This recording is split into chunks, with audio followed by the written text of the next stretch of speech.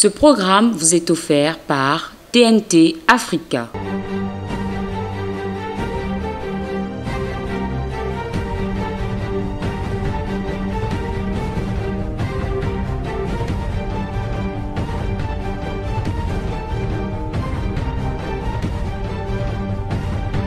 Business Congo est à Paris, comme vous pouvez le remarquer, pour un numéro spécial Investir au Congo. Bonsoir, bonsoir à tous. Merci donc de nous rejoindre sur votre chaîne de télévision. Voici le menu de ce soir. La famille Samouna a réussi son business au Congo. Un parcours digne d'un homme d'affaires pour ce père de famille. Reportage à suivre. Un forum international sur les investissements se tiendra dans quelques mois à Brazzaville. Et de la promotion du secteur privé. L'occasion au gouvernement congolais de mettre en confiance les investisseurs. Rencontre avec les organisateurs du forum. Voilà pour le menu, bienvenue, investir au Congo, mais à quel prix? Nous avons rencontré, comme je vous le disais en titre, ici à Paris, les organisateurs du Forum international sur les investissements au Congo. Mais avant, on fait un détour en Afrique, plus précisément en République démocratique du Congo, où nos équipes de reportage ont suivi le parcours d'un Congolais qui s'est enrichi d'expérience dans l'Hexagone. Il a décidé alors, avec son épouse, de rentrer au pays pour investir dans les télécoms. C'est un reportage produit et réalisé par nos équipes B-News Télévision avec celle de Canal+. Sur les hauteurs de Kinshasa, dans le quartier Pigeon, comme tous les matins, Félix Samouna s'apprête à rejoindre son bureau. Il y a 20 ans, il était encore étudiant en Belgique. Il travaillait dans un call center pour financer ses études. De retour en RDC, il décide de se lancer dans l'aventure en tandem avec sa femme Annie. C'est moi qui étais derrière elle tout le temps. Alors tu rejoins le groupe Kant. J'ai toujours été pour impliquer ma femme dans notre business personnel. Quand ils se sont rencontrés, Annie travaillait également pour un centre d'appel. Leur association était donc naturelle. Les débuts étaient très durs. C'était sur fonds propres. Pendant 5 ans, ouais. On a investi à peu près 150 000 $. C'est une nouvelle technologie, les gens ne comprenaient pas trop bien. Et maintenant, c'est un besoin. C'était pas facile, hein, on a trimé là. Mais bon, on y croyait, donc on avait la foi. Pour être au plus près de leurs clients, Annie et Félix ont installé leur bureau au cœur de la capitale congolaise, dans le quartier Bassoko. Dans cet immeuble de 2 étages, l'entreprise baptisée First and Future compte plusieurs filiales. L'une d'entre elles s'appelle Congo Call Center. En moins de 5 ans, c'est devenu le premier centre d'appel indépendant de RDC. Avec des clients prestigieux comme l'opérateur de téléphonie mobile Tigo ou encore le sud-coréen Samsung. Le lundi matin, c'est la réunion de coordination des principaux collaborateurs de la société. Là, on doit faire une période de test que nous allons définir également demain lorsque nous serons là. L'enjeu de cette réunion, trouver des opérateurs bilingues pour la plateforme téléphonique d'un nouveau client. Orange, on a un gros déficit en Swahili. Là, on pousse pour le Swahili, donc cette personne va être calée sur le Swahili. C'est tout le problème de l'entreprise qui doit recruter en permanence des opérateurs téléphoniques. La difficulté, c'est de choisir le bon profil. Il faut tester les opérateurs pour savoir s'ils parlent réellement plusieurs langues. Donc si son français n'est pas excellent, mais au moins il y a là-bas sur le... Parce qu'il y a des personnes qui mettent sur le CV, qui parlent ces différentes langues. Mais des fois, elle ne fait que comprendre et ne parle pas. Avec ces nouvelles recrues, Congo Call Center va pouvoir plus facilement démarcher de nouveaux clients. La réunion terminée, Annie Toulouka et son associé Hugues Samou partent en prospection. Mais ce n'est pas toujours facile pour elles. Parfois, il arrive qu'on leur prenne leurs idées. L'offre, on la dépose. Et on se rend compte que quelques mois après, on a copié notre projet pour le donner à quelqu'un d'autre. Les sociétés vers lesquelles on est allé prospecter, ils vous disent « Ah, mais je mets une personne là, on leur donne des téléphones et puis c'est bon, ils répondent. » On dit « Mais non, vous ne savez pas si cette personne a bien répondu, vous ne savez pas si cette personne n'a pas éjecté des appels, vous n'avez pas un reporting sur les appels qui sont arrivés. Donc ça, ce n'est pas un call center. » Leur atout, c'est de faire valoir leur expérience et leur expertise. C'est ce qu'elles vont faire chez ce nouveau client. une mutuelle d'assurance qui a tenté de monter elle-même son centre d'appel et qui n'est pas du tout satisfaite du résultat. Notre objectif majeur, c'est justement la prise en charge d'un grand nombre d'adhérents. Leurs affiliés ont des soucis ou des préoccupations, c'est qu'ils puissent appeler le centre d'appel et qu'ils puissent être pris en charge directement. C'est ça le plus important et c'est cette fidélisation que nous pensons leur apporter surtout. Annie propose aussitôt des solutions pour aménager le centre d'appel existant. Parce qu'en fait, avec le temps, on va changer les box comme on avait dit, pour que ce soit plus fonctionnel et mettre des séparateurs. Et on avait dit on ne prendra pas des monos, on prendra des bi. Comme ça isole celui qui est en train de parler. À la sortie de cette réunion, Annie est confiante, même si rien n'est encore définitif. Le rendez-vous s'est bien passé, c'est une première étape. Que même s'ils ne l'ont pas dit, ils avaient été voir un de nos concurrents, mais je pense que le professionnalisme n'est pas le même. Même en RDC, le véritable développement des call centers reste pour l'instant limité. Le réseau filaire étant quasiment inexistant, pour fonctionner, leur centre d'appel doit utiliser le réseau mobile GSM, avec des coûts d'utilisation trop élevés. La solution pour Félix Amouna, c'est l'installation de la fibre optique à Kinshasa, qui lui permettrait de décupler sa capacité d'appel et de réduire considérablement le coût des communications.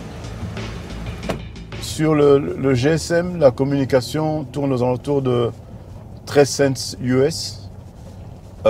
Au niveau de la fibre, on va arriver à les 2 cents. Parce qu'avec la fibre, ça va nous permettre de travailler sur les tarifs du téléphone fixe.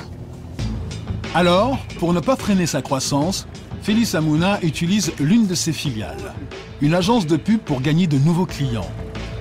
Démonstration avec cette chaîne de supermarchés sud-africaine qui vient de s'installer à Kinshasa. Dans un premier temps, il leur propose une simple campagne de promotion. Mettre ça sous un grand chapiteau, mettre des panneaux publicitaires un peu partout dans la ville pour attirer la clientèle ici à Shoprite. Pour Félix Amouna, c'est l'occasion de vendre à son interlocuteur un autre service. De la vente téléphonique grâce à son call center. On appelait ça en anglais « pick it up ». C'est de pouvoir passer sa commande via le call center de produits, marchandises du shop et venir retirer ça justement dans un coin du parking. C'est l'un des secrets de sa réussite, la vente croisée. En anglais, on appelle ça le cross-selling. La stratégie de cross-selling, c'est quoi? C'est de pouvoir, à partir d'un point, vendre un service à un client qui te demande un service et en profiter pour lui vendre notre service. Une technique de travail qui lui a permis de multiplier son chiffre d'affaires de 500% en 4 ans. First and Future détient aujourd'hui 60% du marché des call centers en RDC. L'entreprise d'Annie et Félix Amouna compte une centaine de téléopérateurs. Son chiffre d'affaires dépasse le $1 million et ses objectifs de croissance sont ambitieux. Mais pour l'instant, cette croissance est bridée tant que la fibre optique ne sera pas installée. Une fois cette étape franchie, les portes de l'international et le marché de tous les pays francophones leur seront grandes ouvertes. Voilà pour cette illustration d'investissement. Sans plus tarder, voici l'entretien que nous avons réalisé avec le président du Forum international des investissements Brazzaville 2015.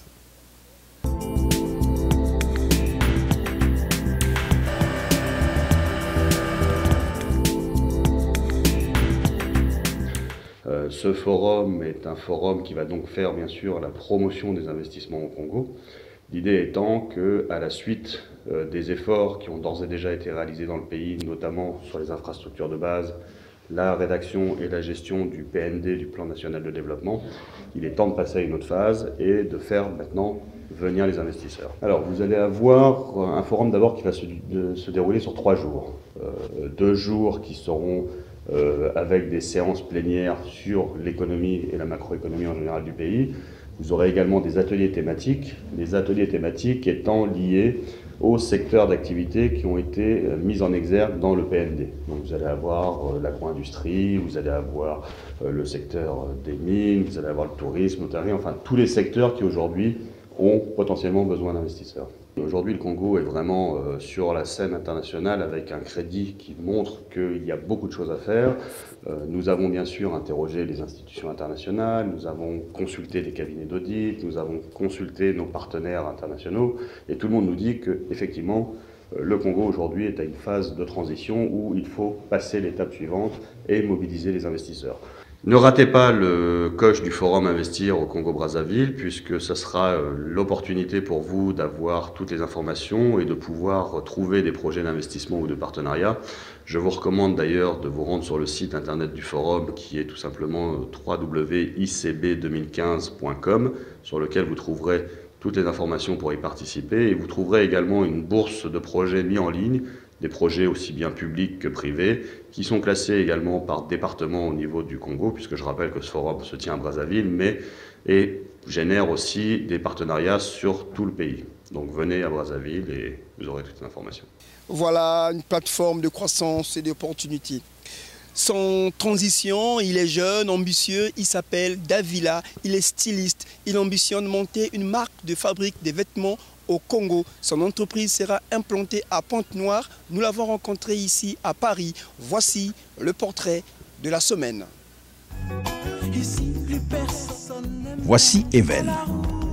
De son vrai nom, Davila Even. Il quitte son Congo natal à l'âge de 3 ans et s'installe avec ses parents à Paris.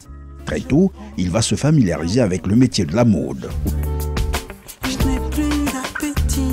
Aujourd'hui, son projet serait de mettre en place à Pointe-Noire, ville qu'il connaît comme sa poche, une marque de fabrique des vêtements.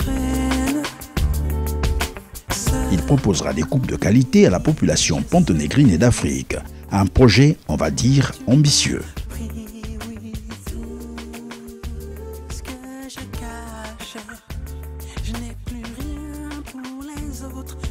Grâce au soutien de la diaspora congolaise pilotée par cette dame dynamique, il souhaite trouver du financement pour enfin réaliser son rêve congolais. Dans ma vision, quand j'ai voulu me lancer dans le monde des affaires, c'était toujours, ce que je gardais comme objectif, c'était d'un jour de rentrer au pays, de poser ma structure là-bas et de participer au développement du pays, quoi. La mise en action de cette affaire devrait être effective d'ici à la fin de l'année 2016. En attendant, il multiplie des représentations en France. La route, je prends la route, je prends la route.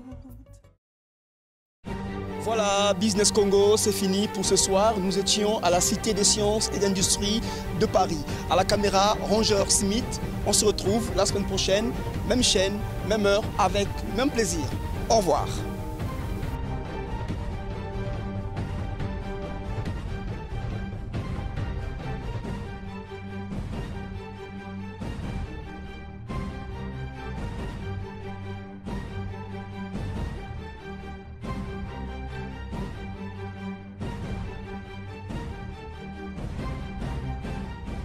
Ce programme vous a été offert par TNT Africa.